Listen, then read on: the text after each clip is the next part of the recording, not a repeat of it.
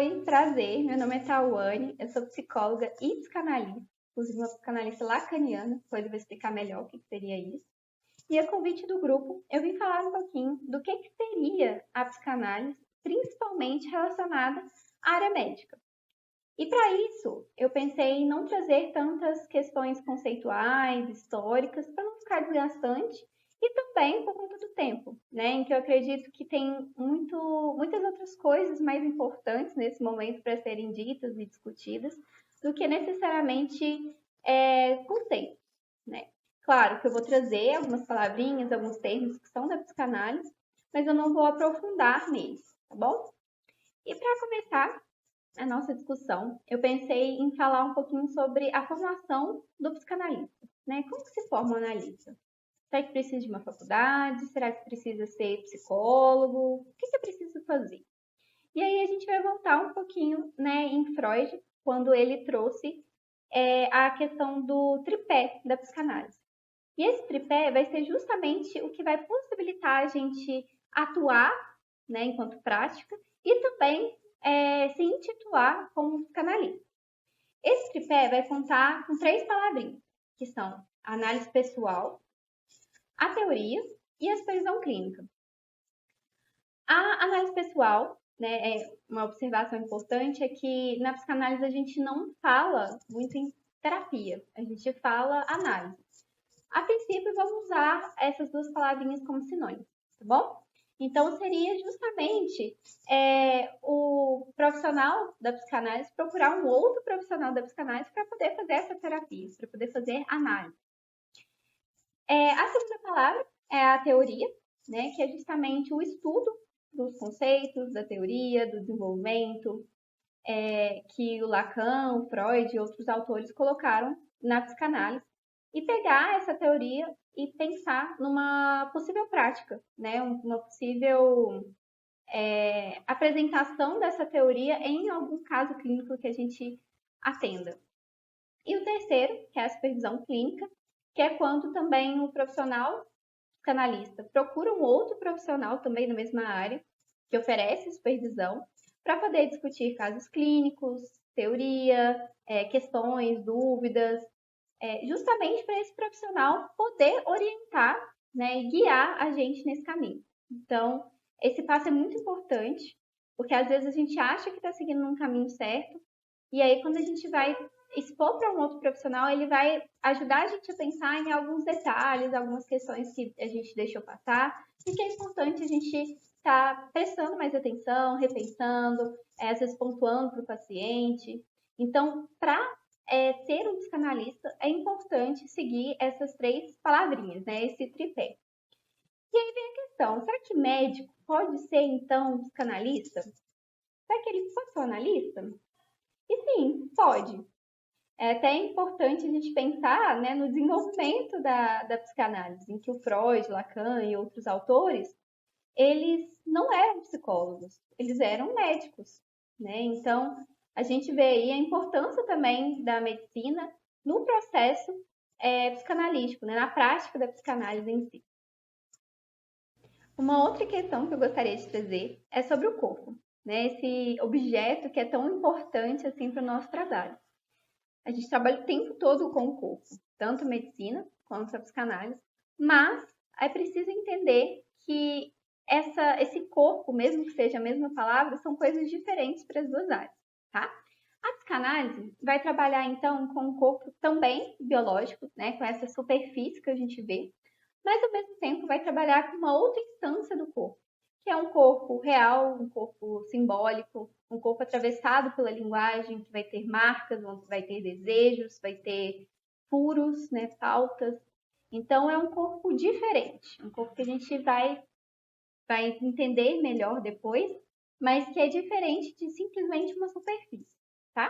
E o Lacan vai dizer, por exemplo, que o corpo ele vai surgir de forma a posteriori, né? Primeiro é o organismo e depois é um corpo. Então, quando o nenenzinho nasce, por exemplo, aquilo ali não é um corpo para ele. Aquilo ali não foi formado ainda porque precisa, né? Esse corpo não foi formado ainda porque precisa de uma contribuição do outro, que é a linguagem. Então, quando o nenenzinho tem contato com essa linguagem que advém de um outro, e esse outro pode ser até uma instituição, por exemplo, aí sim o nenenzinho vai entendendo melhor o que, que é o corpo, o que, que se faz dele, o que, que é o outro, o que, que é o eu. Então, a partir desse contato com a linguagem, o corpinho vai começar a aparecer. Esse corpinho, como eu falei, que está para além dessa superfície que a gente vê, tá bom? E essa linguagem, ela, além de construir o nosso corpo, constituir nosso corpo, ela também vai trazer diversas marcas muitas vezes traumatizantes. E são esses traumas que, inclusive, vão trazer o sofrimento, vão trazer os sintomas. Então, a gente precisa o tempo todo tentar descobrir, através da fala do paciente, através da nossa escuta, a relação desse corpo com a linguagem. Que é justamente aí que a gente vai poder, inclusive, apontar intervenções, apontar questões para o sujeito, para ele poder começar a trabalhar nesse sentido analítico. E é essa linguagem, né, esse simbólico, que inclusive vai possibilitar que a gente trabalhe, que a gente atenda os pacientes, né? Então, a linguagem, esse simbólico, ele marcou o sujeito, ele trouxe todos esses traumas, sofrimentos, sintomas, corpo, né, e várias outras coisas. E é justamente com essa ferramenta, né, da linguagem que a gente também vai fazer o nosso trabalho para conseguir chegar nisso que marcou e que está no inconsciente. Nisso tudo, tem um termo da psicanálise que foi desenvolvido por Freud, que é associação livre, que é uma forma de manejo, né? Vamos dizer assim, a regra principal da psicanálise, em que o paciente vai chegar para a gente e vai falar livremente, o que vier à cabeça mesmo. Inclusive, é isso que a gente vai sugerir no início da sessão. A gente vai falar, olha, você não precisa ficar delimitando assuntos, ficar planejando e organizando quais assuntos você vai falar. Não, você chega aqui e fale livremente. Porque isso vai fazer com que a gente chegue, né, por meio desse simbólico, ao inconsciente, ao que está ali guardado. Então, a fala é imprescindível para o nosso trabalho. E, a partir disso, né, a partir dessa fala, a gente vai fazer os manejos para poder também fazer um trabalho analítico, né? Não é só escutar, a gente também tem que intervir, a gente tem que pontuar, a gente tem que fazer cortes. Então, a gente o tempo todo vai lidar com essa linguagem, tanto no nosso trabalho, quanto a partir do entendimento do que aquilo ali significa para o paciente. Mas será que isso chega assim, tão direto, tão fácil, tão rápido? Não, gente, não chega. É preciso um tempo, um acompanhamento, né, um processo aí. E principalmente que a gente entenda algumas coisas que estão na entrelinha do discurso do paciente. Uma coisa importante que ajuda nesse processo da fala, do tratamento analítico, é a transferência. De forma bem resumida, a transferência é quando o paciente acredita que aquele profissional, que aquele outro ali, tem um determinado saber, que ele vai conseguir, de certa forma, dar uma resposta para ele, para aquilo que ele está demandando. E é justamente essa transferência que vai possibilitar, inclusive, que ele consiga falar, né? Então, quando ele está transferido como profissional, como uma instituição, ele vai trazer as questões dele. Ele vai, de certa forma, confiar que esse profissional vai ter a resposta. Só que para a psicanálise, essa transferência também pode ser um problema, porque o paciente ele precisa ver a gente nesse suposto lugar de mestre, né, de saber, mas a gente, ao mesmo tempo, não pode ocupar esse lugar. Esse lugar vai ser suposto mesmo. Porque quando a gente ocupa esse lugar e dá a resposta para o paciente, ele fala, não, mas não é isso. Então, mas você não está entendendo. E aí, muda a demanda, muda o problema, né, muda o sintoma, ou simplesmente sai da terapia. Então, essa transferência, ela é bem difícil, porque a gente pode acabar caindo nesse jogo do paciente e acabar prejudicando todo o processo que a gente fez, né? Então, isso que falta, né, que o sujeito não consegue dizer no momento de demandar, e aquilo também que o outro não consegue responder, não consegue dar, a gente vai entender que é o que vai promover o desejo. E aí entra de novo, né, a parte da linguagem, em que o desejo ele vai ser inominável. É justamente aquilo que eu não consigo dizer na demanda que vai ser o meu desejo. E aí se torna bem difícil nessa prática, né? Mas é importante a gente dizer que o desejo ele é diferente da satisfação. A satisfação eu consigo alcançar. Então, vamos voltar no exemplo do sorvete. Eu tô com vontade de tomar sorvete. Eu vou lá, tomo um sorvete e pronto, tô satisfeito. O desejo não. O desejo eu quero tomar sorvete. Aí eu vou lá e tomo sorvete. Eu falo, não, mas não é isso. Eu quero mais alguma coisa.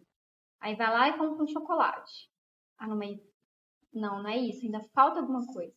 O desejo é aquilo que vai movimentar a gente sempre numa busca por alguma coisa, mas ao mesmo tempo uma busca que vai ser impossível de alcançar. Até porque a gente não sabe dizer o que é o desejo.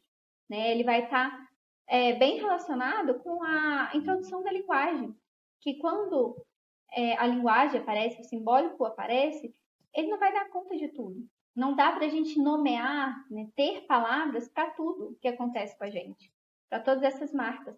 Então, quando a linguagem aparece, delimita a pauta e essa pauta que vai causar o desejo, que vai fazer com que a gente sempre busque por alguma coisa. E é importante dizer que o sintoma ele pode aparecer também como um desejo inconsciente. É até difícil, né, a gente achar assim, mas ele tá sofrendo, ele tá com dor, ele tá com uma doença, como assim vai ter desejo? Então, a forma como o sujeito lida, né, e se relaciona com essa falta, com esse desejo, vai fazer com que a gente entenda o sentido que ele dá para aquele sintoma. Isso vai contribuir, então, para a gente entender o diagnóstico daquele paciente. Só que na psicanálise, o diagnóstico não é através da nosografia, nem do DSM, nem do CID. O diagnóstico na psicanálise é chamado de estrutural ou diferencial. Por quê? Porque o diagnóstico na psicanálise não vai ser para delimitar doenças ou patologias. O diagnóstico vai ser uma forma da gente conseguir manejar o caso, entender como o paciente, o sujeito, ele lida com aquele sintoma, com aquela falta, com aquele desejo, e a partir disso a gente entender como que a gente pode interferir nisso tudo, como a gente pode intervir, inclusive como a gente pode pensar esses sinais, esses sintomas que o sujeito apresenta. E aí, desde Freud, a gente consegue identificar essas estruturas, esse diagnóstico estrutural, a partir de três partes, três estruturas, que é a neurose, a psicose e a perversão. A neurose é dividida em histérica, obsessiva ou fóbica. E a psicose, desculpa, ela é dividida em paranoia, esquizofrenia e melancolia. A perversão tem uma subdivisão também, mas não vou trazer aqui. Não acho que seja tão importante trabalhar com a perversão, até porque ela não aparece tanto assim na nossa clínica, nos atendimentos. É muito difícil a gente atender pacientes perversos. E não tem nada a ver com aqueles personagens que a gente vê na TV, nos filmes, aquele personagem hollywoodiano, né? O Dexter, por exemplo, da série Dexter. Não tem nada a ver. Então, eu não vou trazer muito sobre a perversão, né? Como eu falei, por conta do tempo. E vou trazer mais sobre as questões da neurose e da psicose. Então, esse diagnóstico que a gente vai fazer entre essas três estruturas vai possibilitar entendermos como a gente pode manejar aquele caso e como, inclusive, aquele paciente, como eu disse, vai lidar com o sintoma, com a falta, com o desejo. Então, o sintoma, ele vai ser pensado de uma forma diferente também, né? Já que o diagnóstico ele não vai ser a partir desses quadros pré-determinados, vai ser de acordo com a estrutura diferencial, a gente precisa entender, como eu disse antes, que o nosso objetivo não é curar o sintoma, porque o sintoma pode aparecer em outro lugar depois, né? O sintoma, ele vai ter um sentido para o sujeito, ele vai ter uma função ali. E é justamente a partir dessa função que a gente vai trabalhar. Por quê? Porque, como eu disse, o sintoma ele pode ser pensado em, inclusive, ocupar o lugar de algo que está faltando e que, inclusive, está desorganizando aquela estrutura. É nesse momento, então, que vai se construir um saber, não da nossa parte, mas da parte do paciente, né? Então, através da fala, através do nosso manejo, o paciente vai construir um saber sobre aquele sintoma, sobre aquela falta, sobre aquele desejo, para poder, inclusive, fazer um trabalho analítico a partir disso. Uma outra questão que a gente pode pensar aqui é sobre os delírios na psicose, né? A gente acha que aqueles delírios não fazem sentido, então que a gente precisa fazer alguma coisa para que esses delírios parem. Para a psicanálise, a gente não vai, inclusive, pensar esses delírios como um problema. A gente não vai curar esses delírios. Por quê? Porque assim como os sintomas na neurose, por exemplo, têm uma função, têm um significado, na psicose os delírios também vão ter um significado, vão ter um sentido ali. E é por isso que a gente não vai tentar curar esse psicótico. A gente não vai tentar tirar esses traços do delírio, esses traços psicóticos, para tentar fazer com que o indivíduo, que o sujeito fique normal, né? Bem entre aspas. Porque a gente tem, inclusive, uma certa ideia de normalidade de que o neurótico, que é como a gente coloca a maioria das pessoas aí, são os normais. E os psicóticos, os perversos, são os que precisam mudar, que tem um problema, que precisa acabar com aquilo, que precisa curar. Inclusive, isso é uma outra coisa importante, que se um sujeito estabelece uma estrutura, né, quando entra toda essa parte da linguagem, não há cura para ele. Não há como passar de uma estrutura para outra. O sujeito sempre vai se manter naquela estrutura porque é a forma como ele vai lidar com a realidade, com a falta, com o desejo, com as marcas, né, como eu disse antes. Então, não é uma patologia. Estar dentro dessas estruturas não é algo patológico, não é algo que a gente precisa curar, consertar. É algo que vai dizer sobre a forma como o sujeito vai lidar com essa realidade dele. Então, não, gente. A gente não vai trabalhar com a cura do delírio, a cura do psicótico, não existe isso. A gente vai fazer com que aquele sofrimento do sujeito seja menos doloroso, seja menos doído para ele. E será que dá para trabalhar com tudo isso, né, com um sujeito em uma urgência subjetiva, dentro de, por exemplo, uma UBS, de um hospital, de uma empresa? Será que é possível? Isso é uma dúvida que muita gente tem, principalmente quando a gente pensa que o processo da psicanálise é um processo demorado, né? Que ao contrário de outras abordagens da psicologia, que vão durar meses ou que vão já delimitar a quantidade de sessões que você vai precisar de acordo com o seu problema, a psicanálise ela não vai ter um tempo pré-definido e também não vai ser um processo de meses. Né? A psicanálise, o processo analítico, ele dura anos. Então, às vezes, fica um pouco difícil mesmo pensar em uma psicanálise de urgência, num plantão psicológico utilizando a psicanálise, mas é possível sim. Então, é preciso definir o que seria essa urgência subjetiva para a psicanálise. Né?